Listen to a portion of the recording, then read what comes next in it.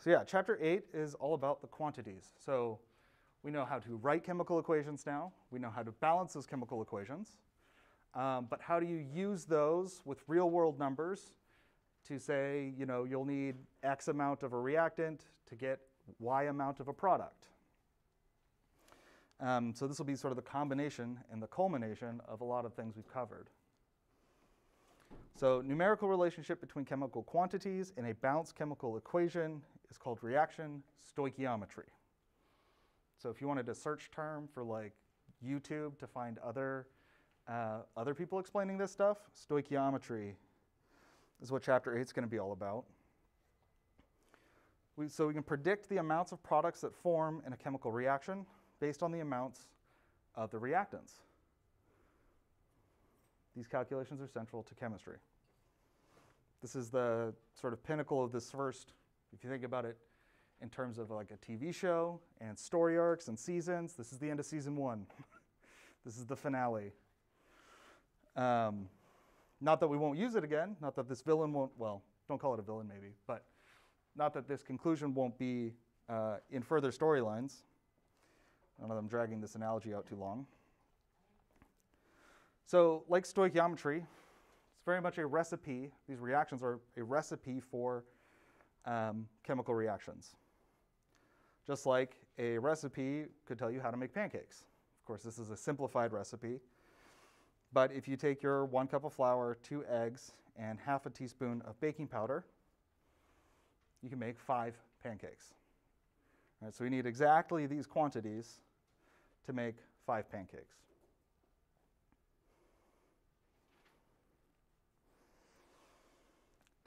So if we think about this then, if we have something that we don't have very much of.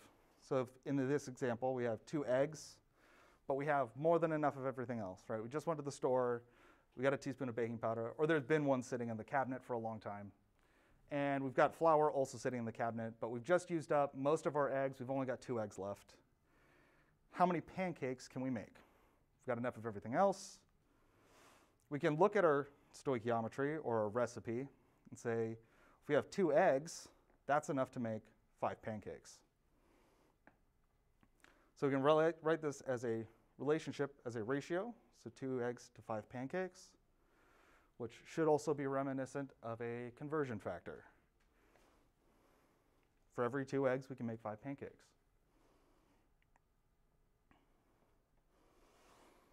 So let's say that we actually have more eggs. We found some hiding behind the rotting giant box of spinach because we didn't eat it. At least that's the case for me. The spinach always goes bad before I finish it. So we find we have 8 eggs. If we, again, have like way more than enough of everything else, how many eggs can we make? Well, if our previous relationship was 2 eggs to 5 pancakes, then we can really just take this and say, well, if we have 8 eggs, we can make 20 pancakes, right? We could write this out as a unit conversion problem. 8 eggs times over 2 eggs, 5 pancakes. All right, so 8 times 5 would give you 40, divided by 2 would give you 20 pancakes.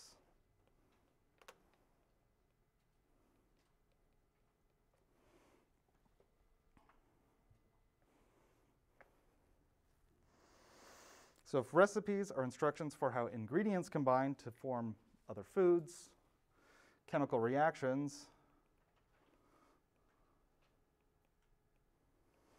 are instructions for how molecules or atoms combine to form, this is just a new molecules.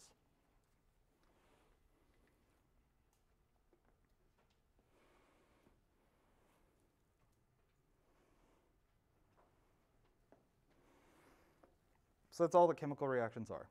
They really boil down to recipes. These 2 things combine, in these ratios to make these new things.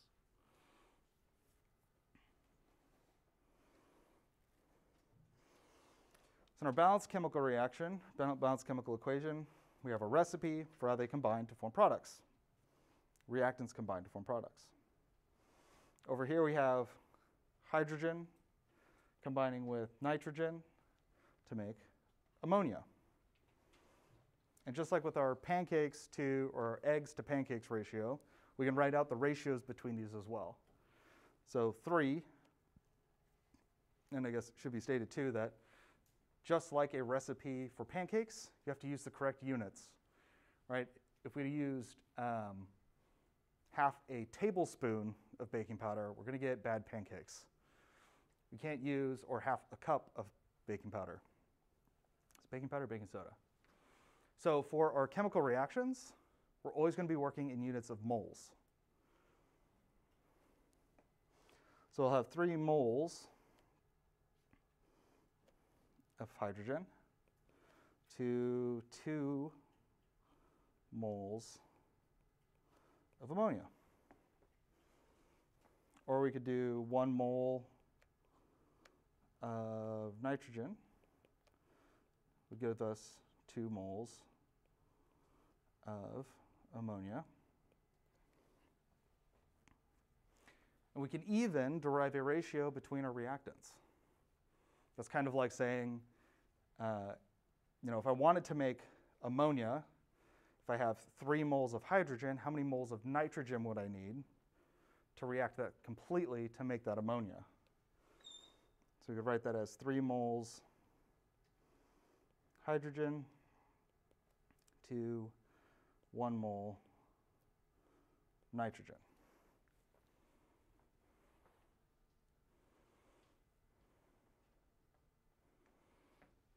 So our balanced chemical reaction gives us the relationship between the quantities of all the molecules or atoms involved.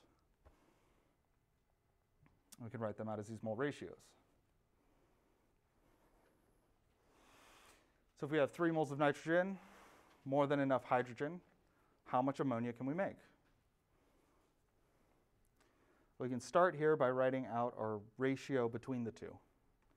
So from our balanced chemical equation, it's 1 mole of nitrogen, give us 2 moles of ammonia.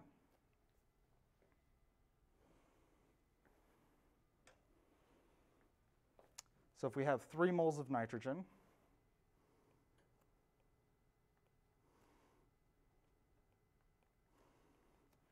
we can use this ratio as a conversion factor. We're just converting now from moles of nitrogen to moles of ammonia. So these work just like all of our other units have worked. So 1 mole of nitrogen will give us 2 moles of ammonia.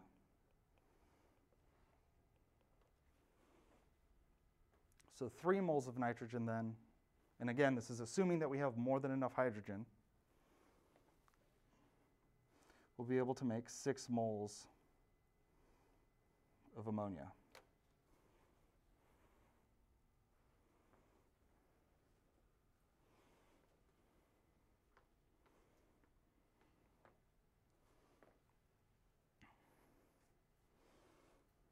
You could also ask this question a different way. How many moles of nitrogen are needed to completely react with 7.13 moles of hydrogen? The question's worded different. The premise is a little bit different, right? It's not how much can we make of that thing, it's how much do we need of this other thing. But the math all works out the same.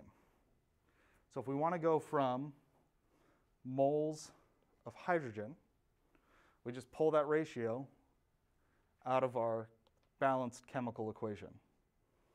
So the ratio of hydrogen to nitrogen is going to be 3 to 1. So for every 3 moles of hydrogen, we're going to need 1 mole of nitrogen.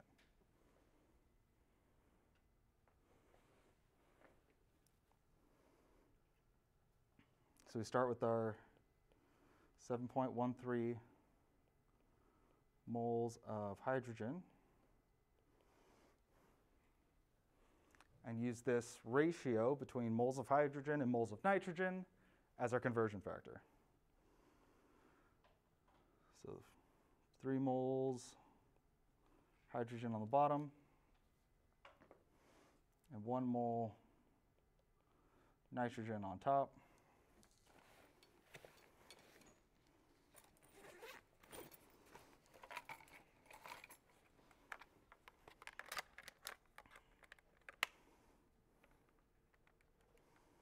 So 7.13 divided by 3 means that you'll get 2.38.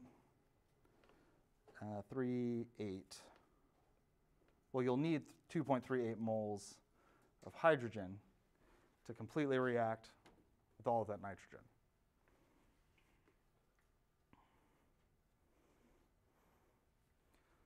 Good so far? Any questions?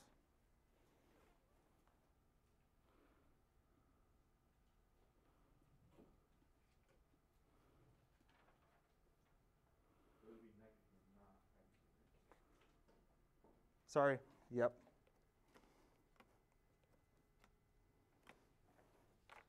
Moles of nitrogen, not moles of hydrogen, because the moles of hydrogen cancel.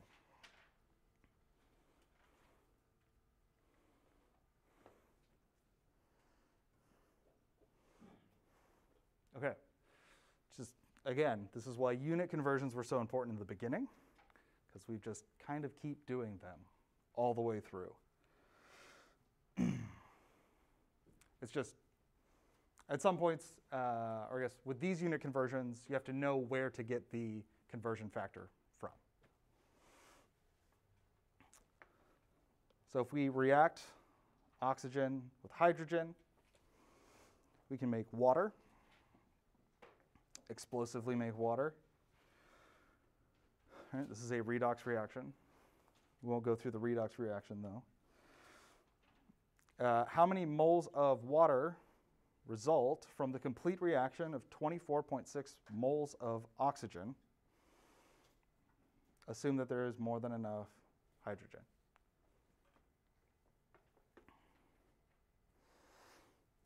So here, again, we're going to pull our conversion factor out of the chemical equation. Specifically, it does have to be a balanced chemical equation, but we are told that this is a balanced chemical equation. So we have this much oxygen, right? This many moles of oxygen. We're asking how much hydrogen do we need? So we're going to use the ratio of oxygen to hydrogen from the chemical reaction, chemical equation. So if we have 1 mole of oxygen, we'll need 2 moles of hydrogen.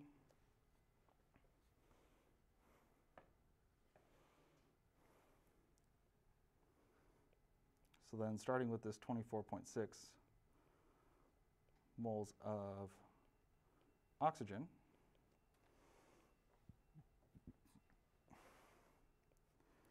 multiply, see in our denominator here, 1 mole of oxygen to 2 moles hydrogen.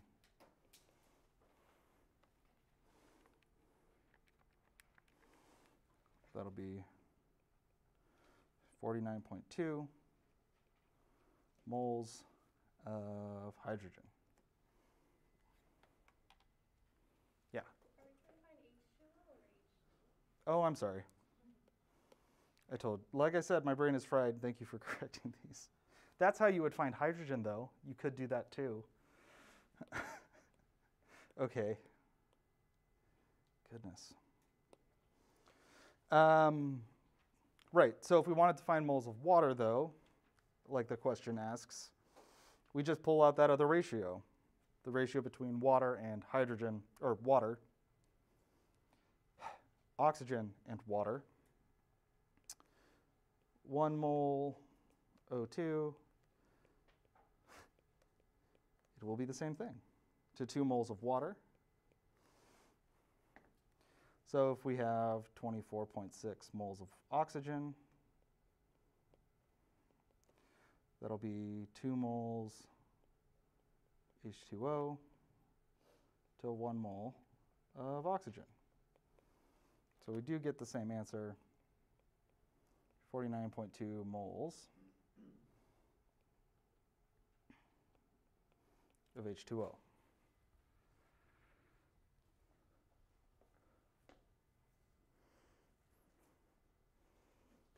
Good? Not too difficult. They're really not too difficult. That being said, if this is confusing to you, please don't be discouraged. Everybody struggles with different things. Today I'm struggling to exist. All right, so if we have our chemical equation then, it's, again, always in units of moles that we're working with in these equations. All moles. We can't use grams on these. If we have grams, we have to convert to moles. So a chemical equation contains conversion factors between moles of reactants, moles of products. But most of the time we don't use moles. You can't put something on a scale. It won't read out in moles. It'll read out in grams. Or if you get a product, you'll get that product in grams. And actually, tonight's experiment, we're actually going to be combining stuff and making something and getting masses. So you think about it. I don't know if you actually need to do stoichiometry for tonight's. But you will need to calculate moles from a mass. So we can use our mass, if we're given one, and convert that using the molar mass of that first element into moles. Right? So molar masses for elements come from the periodic table. If you have a compound, then you need to calculate the molecular mass by adding all of the molar masses of the component atoms together to give you that molar mass for the whole molecule. So starting with usually grams, we convert to moles. Then, like we just did in a couple examples, we can convert from moles of A to moles of B using that ratio from the balanced chemical equation. Then we can figure out the mass of B, again using the molar mass from the periodic table or the molecular mass if it's a compound.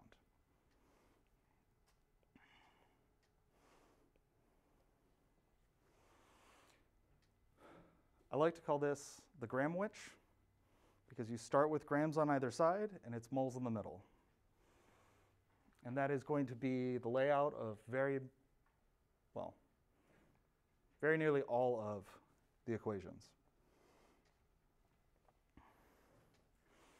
So let's put it into practice. What mass of carbon dioxide is emitted by an automobile when 5.0 times 10 to the 2 grams of pure octane is burned?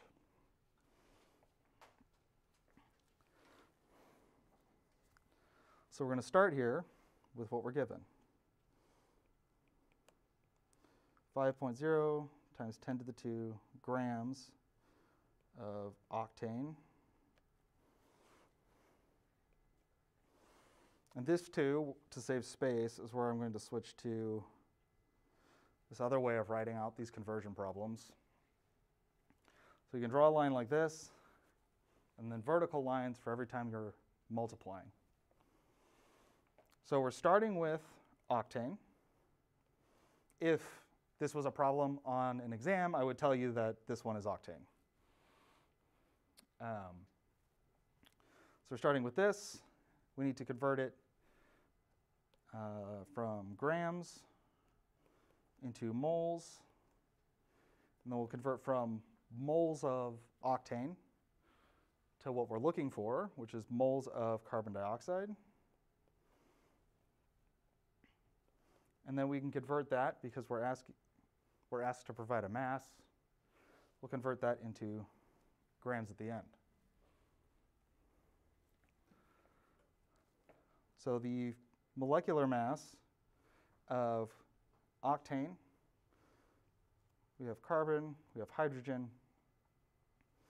We have 8 carbons and we have 18 hydrogens.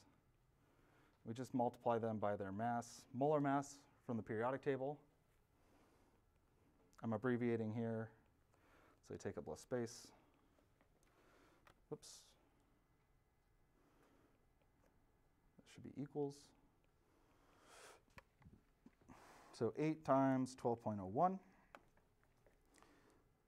96.08, and then 18 times 1.01, which is 18.18.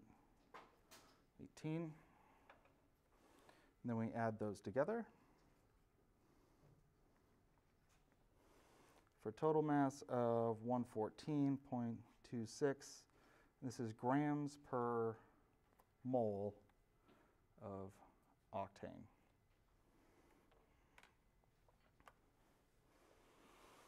Molar masses are always in grams per mole. Right? The larger number is always the number of grams. So this is going to be 114.26 grams of octane. I'm going to abbreviate that as oct. And that will give us 1 mole of octane. Let me abbreviate that one too.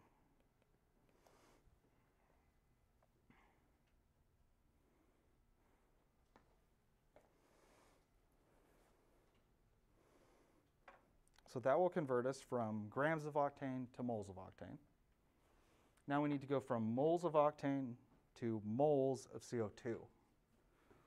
So what is our ratio to go from octane to CO2? 2 to 16.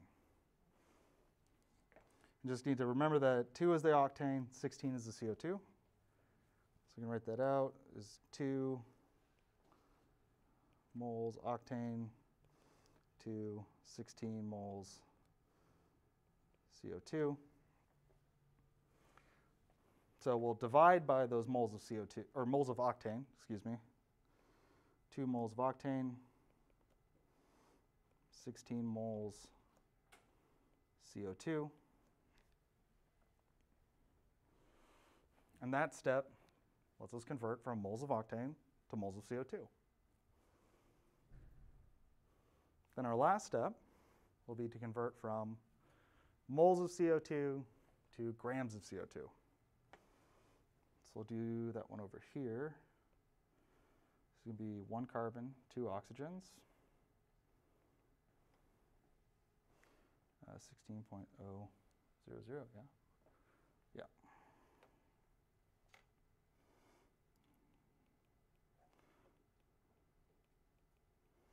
So it's going to be 44.0, so 0 on the end there.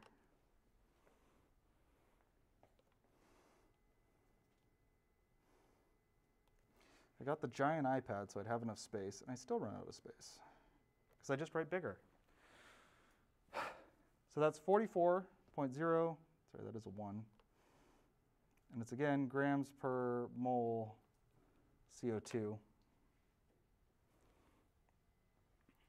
So we'll now divide by moles of CO2 because we have moles of CO2. So this is going to be our 1 mole CO2 is 44.01 grams CO2.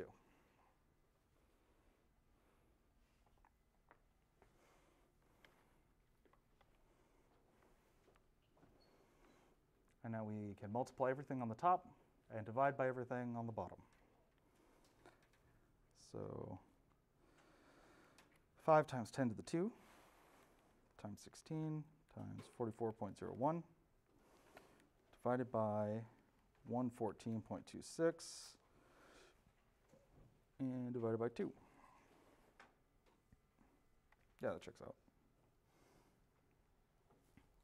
So we're going to get 1.5 times 10 to the 3 grams of CO2.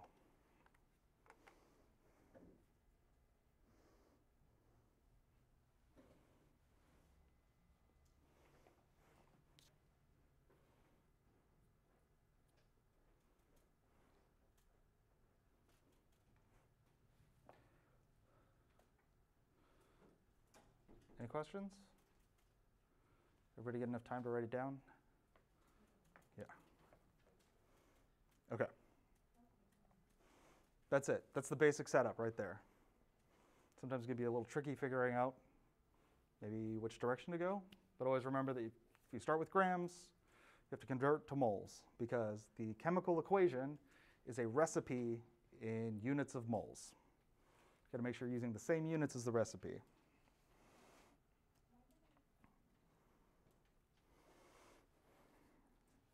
All right, so using the same equation here, I'm just going to borrow now the mass of octane, because we'll need that. But what mass of octane would be needed to generate 42.3 grams of water?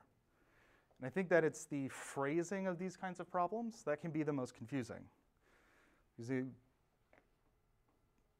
Yeah, I think it's just the phrasing. You just got to isolate the number that you're starting with. So in this case, 42.3 grams of water. Note that it's in grams. Note that we're working with water. So that's what we're going to start with.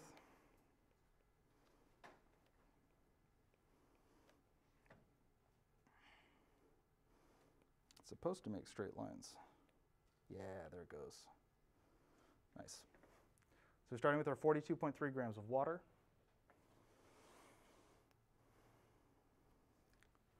What is our first step going to be? What's the first conversion we need to do?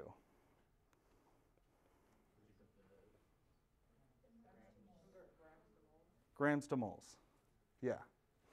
So we can find the molar mass of water, which I guess I'll do over here. Hydrogens, oxygens, 2 hydrogens, 1 oxygen.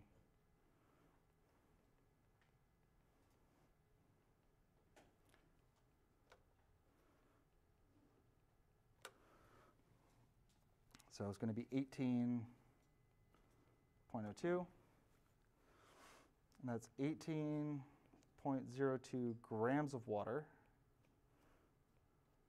per 1 mole of water.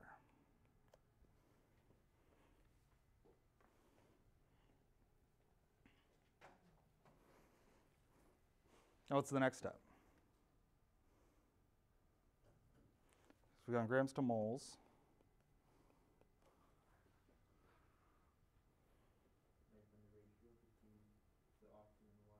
Yep, ratio between octane and water. So it would be 18 to 2. So we have water here. Water is right here. So we want to cancel out water. So this will be 18 moles of water to 2 moles of octane.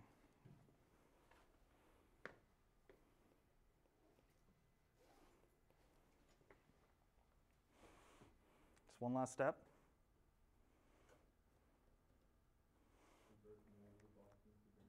Moles of octane to grams.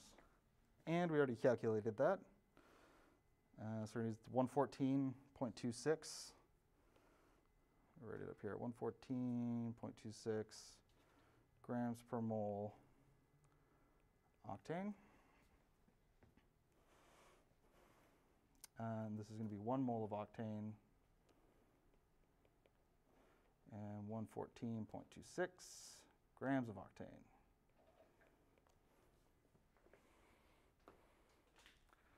And there you have it. So we just multiply across the top, take that number and divide it by everything on the bottom. So 42.3 times 2 times 114.26 divided by 18.02 divided by 18, and we get 29.8 grams of octane.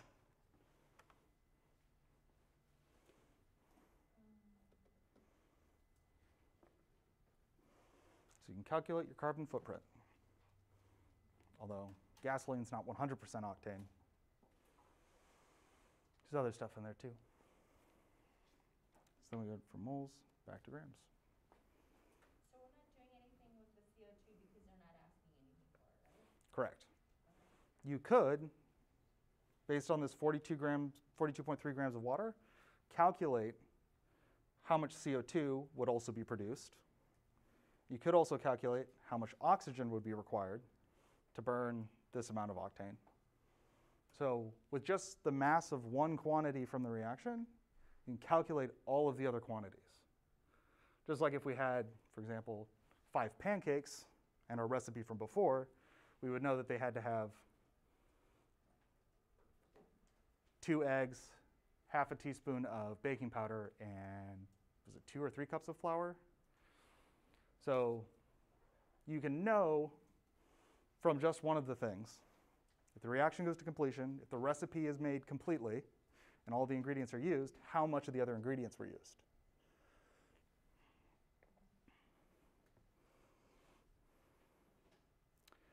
Yeah, which I think is pretty cool.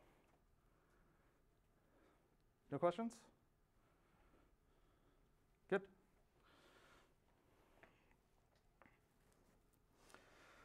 So if we have magnesium hydroxide, which is the active ingredient in milk of magnesia, neutralizes stomach acid, which is primarily hydrochloric acid, by this reaction.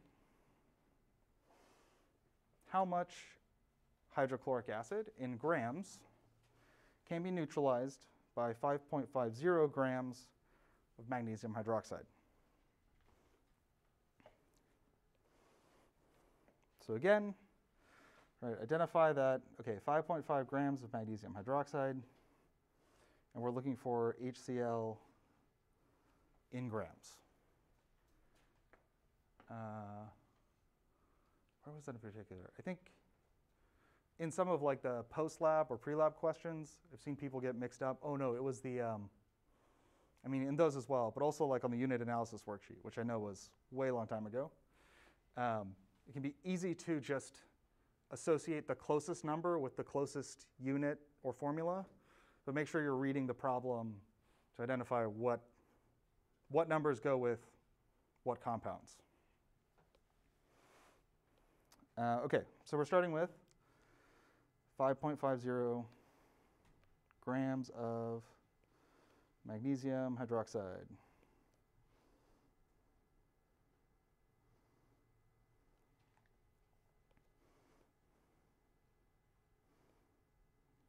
I won't bother then. So what's our first step? Grams to moles. How do we get from grams to moles?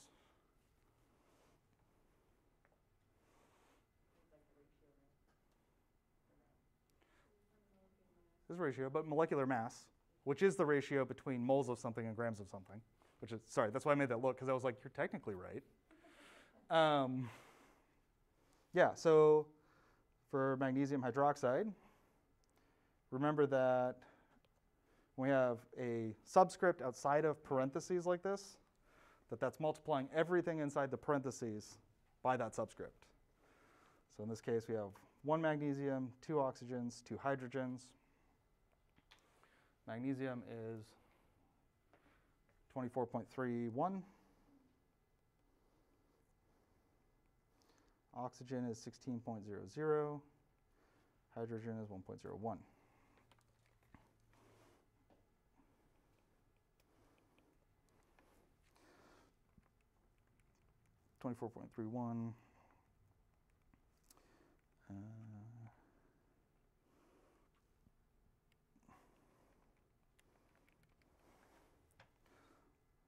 Let's take a shortcut. That's going to add up to 58.33 grams per mole magnesium hydroxide. Okay, so we got that. And we want to make sure we divide by grams.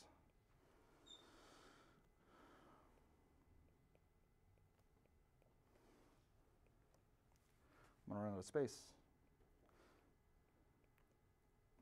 So it'll give us 1 mole magnesium hydroxide. Now we've gone from grams to moles.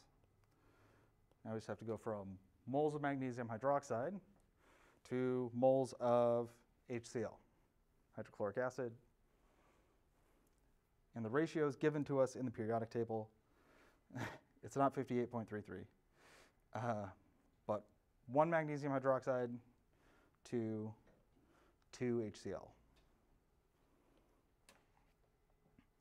So 1 mole magnesium hydroxide, 2 moles HCl.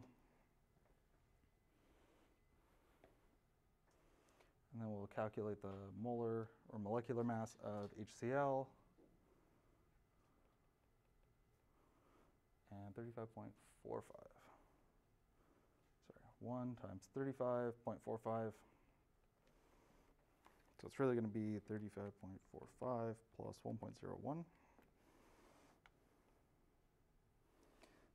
36.46.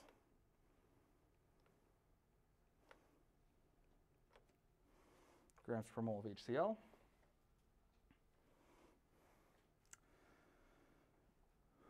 So it's 36.46 grams, top or bottom? Top.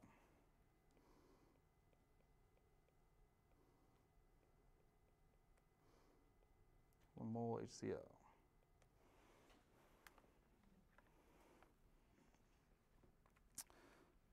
All right, 5.50 times 2 times 36.46 divided by 58.33.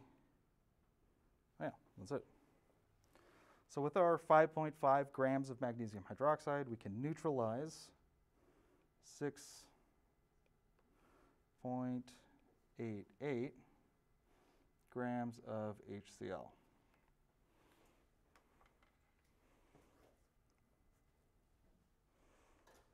The way that problems are worded will become more important in the future. But at this point, I just want to see if you can convert from grams of one thing through a chemical equation into grams of something else.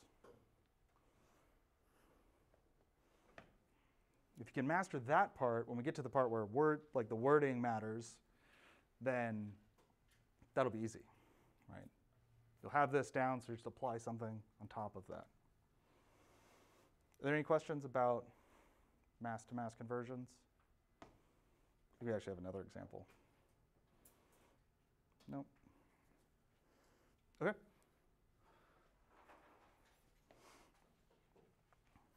So one of the components of acid rain is sulfuric acid, which forms when SO2, or sulfur dioxide, a pollutant, reacts with oxygen and rainwater according to the following reaction. I've actually done research with SO2. You can use it as a fumigant for like fruit and stuff. They usually use it, actually comes up with grapes, because you'll get, well, if you're old enough to buy wine, then maybe you've heard about wines that don't have any sulfites in them. That's a result of SO2. Some people get headaches, but the SO2 kills mold, or keeps grapes from getting moldy before they're turned into wine. The primary problem with SO2 doesn't come from that use, but from cars. Any sulfur contaminants that are in your gasoline can get oxidized. So you add oxygen to the sulfur and goes up into the air. Fortunately, most cars now don't produce as much SO2 as they used to, and gasoline quality's gotten better. But assuming that we are worried about acid rain, how much sulfuric acid in kilograms could be formed from 2.6 times 10 to the 3 kilograms of SO2? The trick here, the key, does anybody want to guess what the trick to this one is? Yeah.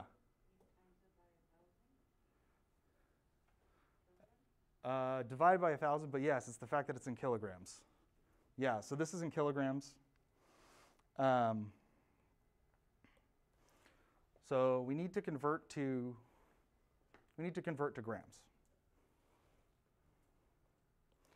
So if we start with, again, there's a lot of compounds thrown around in the name or in the prompt of this one, but we are looking at SO2, and we've been asked how much H2SO4, sulfuric acid, in kilograms can be formed. So those are the only two quantities or compounds that we need to worry about. So we can start with, go all the way over on the left for this one, 2.6 times 10 to the 3 kilograms of SO2.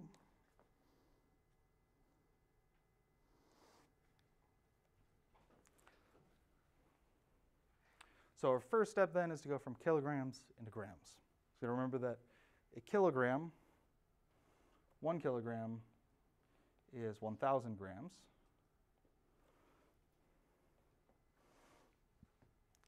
So we say 1 kilogram is 1,000 grams. You've now converted from kilograms of SO2 to grams of SO2. And now we need to convert from grams of SO2 into moles of SO2. So kilograms to grams to moles. So sulfur and oxygen. So sulfur, 32.07. 32.07. 2 times 16.00.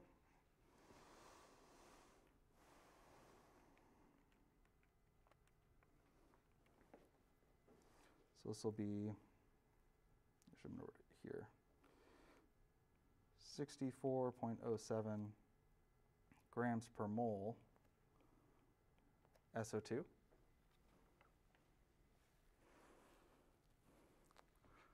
So 64.07 grams of SO2, 1 mole of SO2.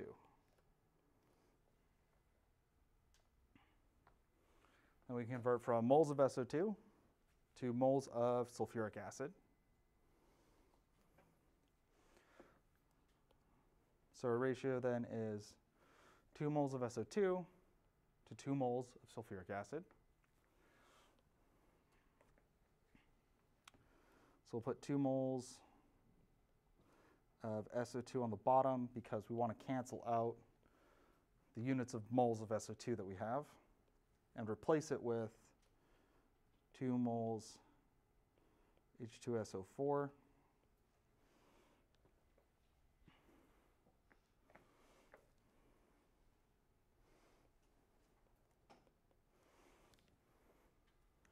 So now we have to go from moles of H2SO4 to grams of H2SO4, and we'll calculate that using the molar masses of the individual elements multiplied by the number of each element and then added together.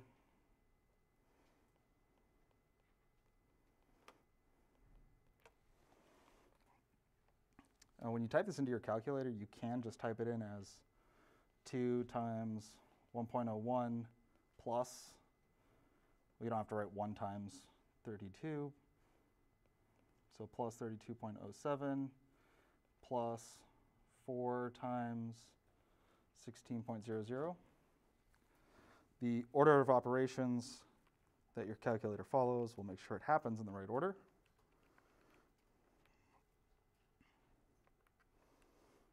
Four times 16.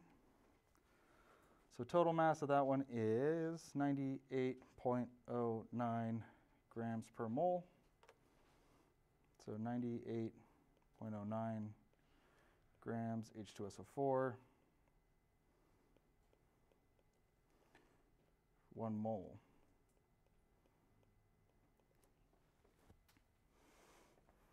And then finally, because we are asked for an answer in kilograms, we will divide by 1,000 grams, multiply by that 1 kilogram. Actually, I guess I don't need another arrow there. So you might notice, even before you start typing this into your calculator, if we multiply by everything on the top, divide by everything on the bottom, if we multiply by 1,000, we are going to end up dividing by 1,000. So you actually don't have to do either of those. So the shortcut on a problem like this is if we're in a metric unit of mass, and we're converting from kilograms to kilograms, or if it was decigrams to decigrams, or metric tons to metric tons, because a metric ton is 1,000 kilograms, you actually don't need to convert this from kilograms to grams and then back, because you end up undoing it at the end. Similarly, if you get coefficients like this, 2 moles to 2 moles, we're going to multiply by 2, and then we're also going to divide by 2 again. So you can simplify through this. You don't have to. You'll get the same answer.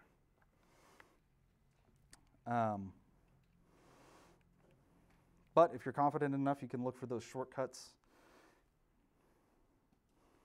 on something like an exam.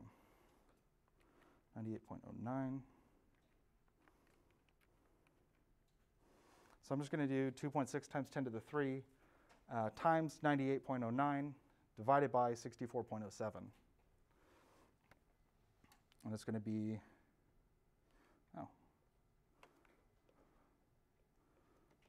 answer up here, 4.0 times 10 to the 3 kilograms of H2SO4. That's a lot of acid. It's 4,000 kilograms of acid, which is about 8,800 pounds of sulfuric acid.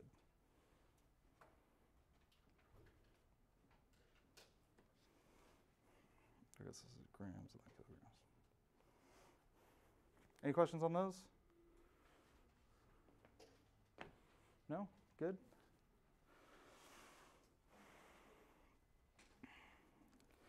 All right, so the next level of complexity is the limiting reactant, theoretical yield, and percent yield. So suppose we have 3 cups of flour, 10 eggs, and 4 teaspoons of baking powder. How many pancakes could we make with those ingredients? It looks like we have enough eggs that we could make this whole recipe 5 times. Let's see, if we look at cups of flour, right, 3 cups of flour. If we need 1 cup of flour for every recipe we make, we could do it 3 times. So that 3 times is less than the 5 times that we can make with eggs. So we would run out of flour before we run out of eggs. Then if we wanted to do teaspoons of baking powder, we could actually make 8 full recipes with 4 teaspoons of baking powder. So that's actually more than the eggs. So the idea of limiting reactant is sometimes you don't have enough of everything to use everything up. If that happens, the reaction stops. You can't go any further because you've run out of ingredients. We could only make as many pancakes, in this case, as we have flour for. The way that you can solve this problem mathematically, by not just looking at it, is figure out for each of these ingredients how many pancakes you can make. So you sort of start out with an assumption, right? For some of those other problems, we assumed we had enough of the reagents to react whatever quantity it told us. In this case, we say, okay, let's just look at our 3 cups of flour. So if we have 3 cups of flour, we can use our ratio from our recipe here. 1 cup of flour to 5 pancakes. She'll do it like this now too. So 1 cup of flour, 5 pancakes. So you make 3 times 15, or sorry, 3 times 5, 15 pancakes. Okay, so assuming we have enough of everything else, we can make 15 pancakes. Now we move over to eggs, and we say, well, what about eggs? If we have just 10 eggs and enough of everything else, how many pancakes can we make? So our ratio of eggs to pancakes is 2 to 5. So we say 2 eggs, 5, pancakes. We could make 10 times 5 divided by 2, 25 pancakes.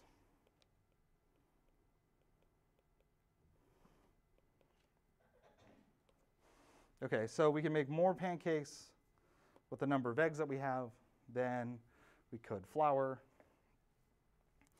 But just for completeness sake, let's look at our teaspoons of baking powder. And again, we're going to assume that our 4 teaspoons of baking powder with enough of everything else, baking powder is a lot to write, so I'm going to write BP. It's 1/2 teaspoon of baking powder can make 5 pancakes. So 4 times 5, you divide by 1/2, you multiply by 2, so you can make 40 pancakes. So what's our limiting ingredient? Did I do that math right? Yeah, the flour would be our limiting. Right? We would run out of flour before anything else. So our limiting reactant would be flour. So then our theoretical yield would be 15 pancakes.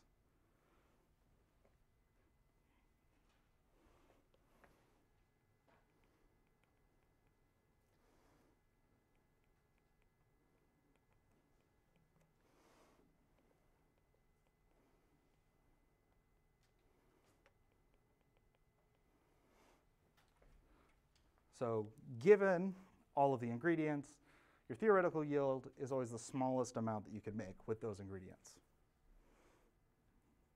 with the limiting reactant.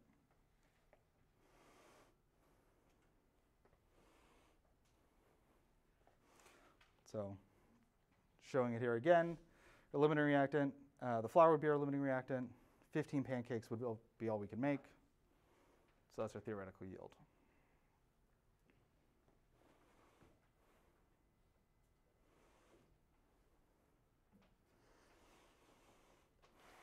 So that's limiting reactant, theoretical yield. The reality is reactions almost never go fully to completion. As an analogy, if you're cooking pancakes, suppose we accidentally burn 3 of them and 1 falls on the floor. Even though we had enough flour for 15 pancakes, by the time we had finished, we only have 11 pancakes. If this were a chemical reaction, those 11 pancakes would be our actual yield. So it's the amount of product actually produced by a reaction.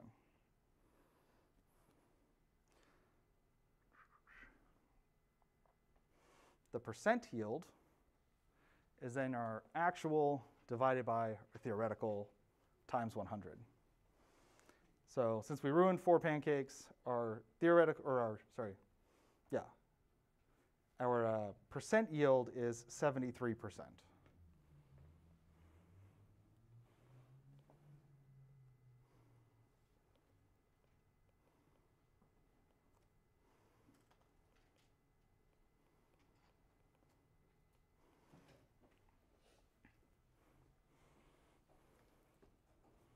So in pretty much everything, you'll have a yield less than 100.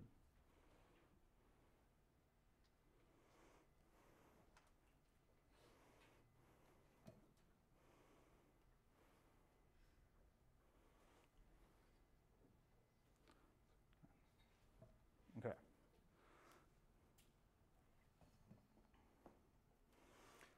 So the actual yield of a chemical reaction, you have to determine it experimentally. You have to do the reaction to see what you actually get. And it depends on the reaction conditions. Sometimes, and actually, the reaction we're going to do today actually depends on the conditions.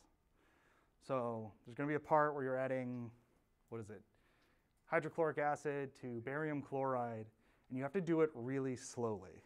Like, I think it's 20 mils, and it should take you about 3 minutes to add all of it. If you don't do that, your yield will be really bad. If you do it slowly over the course of those 3 minutes, your yield will be a lot better. So sometimes it's as simple as how fast you add a reagent. Couldn't tell you why that reaction is that way, just know that it is from last year. But other times it's the temperature of a reaction, or it's the solvent that you use, so using something other than water sometimes. But you have to determine it experimentally. So yeah, almost always less than 100%. Some of the product doesn't form, and that's like if you do the reaction sort of perfectly without making any mistakes, sometimes you still don't get 100%. And that's just the reality of things. Or product is lost in the process of recovering it. So for example, in the separation of a mixture lab, when you're boiling evaporating all the water off the salt, if any of that salt water splashed out, that took salt with it, and so your yield would have been less than 100%.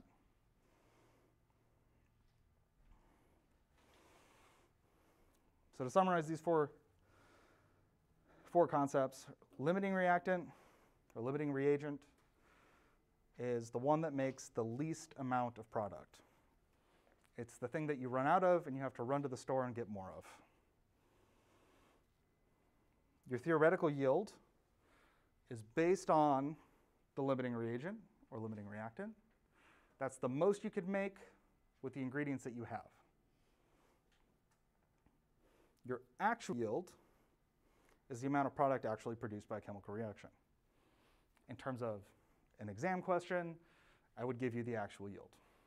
So you do this experiment, you actually get this, give you a reaction, say calculate the theoretical yield, what was your percent yield? And then the percent yield is the actual yield divided by the theoretical times 100. Because multiplying by 100 makes it a percent.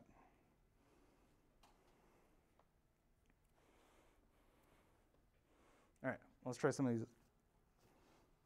Well, not quite. So what are the limiting reactant and theoretical yield if you start with 1.8 moles of titanium and 3.2 moles of chlorine? So we use stoichiometry to find the amount of product that can be made from each reactant. Then the limiting reactant is the one that gives a smaller yield, and your theoretical yield is equal to the smallest yield. So try to keep all of this sort of in that framework of a recipe in your mind. All right, so we'll have to do 2 stoichiometry problems here. They can go pretty fast though, because we're starting with moles. And remember, our chemical equation is always in units of moles. You can't convert grams there. It won't work. So if we have 1.8 moles of titanium, let's just start with that one. We're looking for our product here of titanium chloride. So this is where we're starting to get into, you're going to have to figure out sort of what you're looking for here, right? So it's the product. Sometimes you'll have more than one product. I think we'll have an example of that. So I'll go over that then. So what's our ratio between titanium and titanium chloride?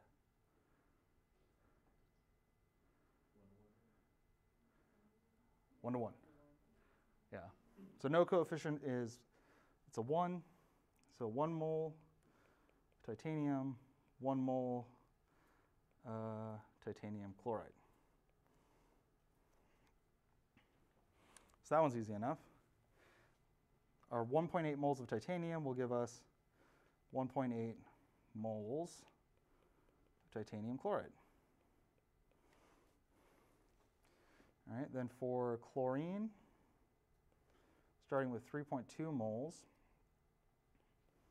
Cl2.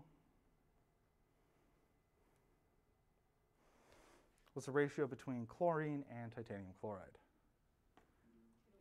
2 to 1. Yep. So for every 2 moles of chlorine, we can make 1 mole of titanium chloride. So 3.2 divided by 2 will give us 1.6 moles of titanium chloride. So what's our limiting reagent?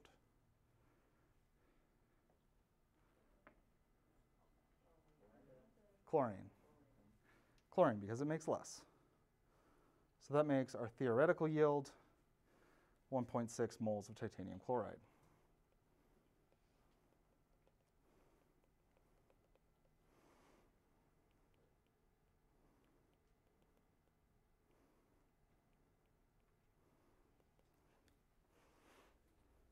So sometimes you can kind of figure this out, especially if you're given moles to start with. You can kind of look at the ratios and you can probably figure it out pretty quick without it writing anything down. When it comes to grams of starting material, grams of reactants, then all bets are off because the masses could be completely different. So you get completely different numbers of moles. And it's better to just do the math.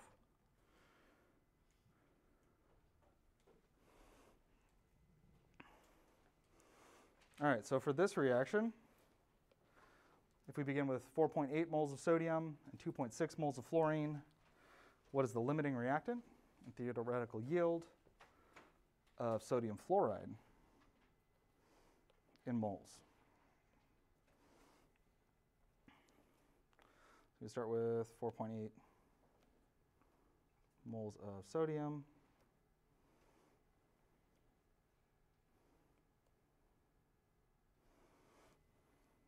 And then we'll just use our ratio between sodium and sodium fluoride. So 2 moles sodium to 2 moles sodium fluoride. So here we can simplify that 2. No need to multiply by 2 and then divide by 2. We're going to get 4.8 moles of sodium fluoride. And for 2.6 moles of fluorine,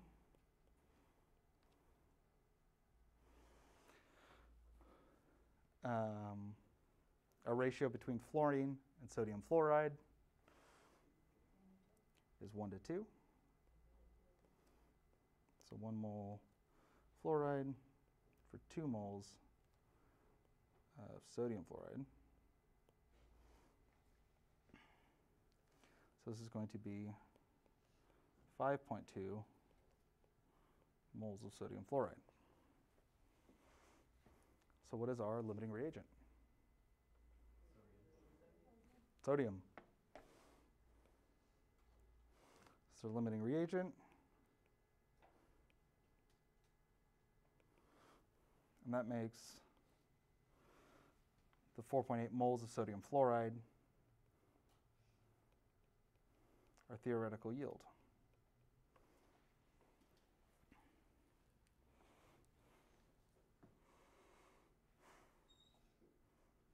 So the limiting reagent is always the smallest amount that you can make. So we get actually like really close, or pretty close. All right, this one last slide, and then I do want to make a point. But in many industrial applications, the reason that this limiting reagent stuff is so important is because some chemicals are super cheap. Other chemicals are super expensive. So if you're setting up an industrial process, you want to use as little as possible of the expensive stuff. Palladium is a catalyst that's used. Now you might want to limit how much neon that you're using, because Ukraine is one of the top suppliers of helium or neon for the world. And that's used for making semiconductors. It's used in the lasers. So yeah, it can be something that's costly, or it can be something that's difficult to remove once the reaction's done. A lot of practical applications for figuring out where the limiting reagent is.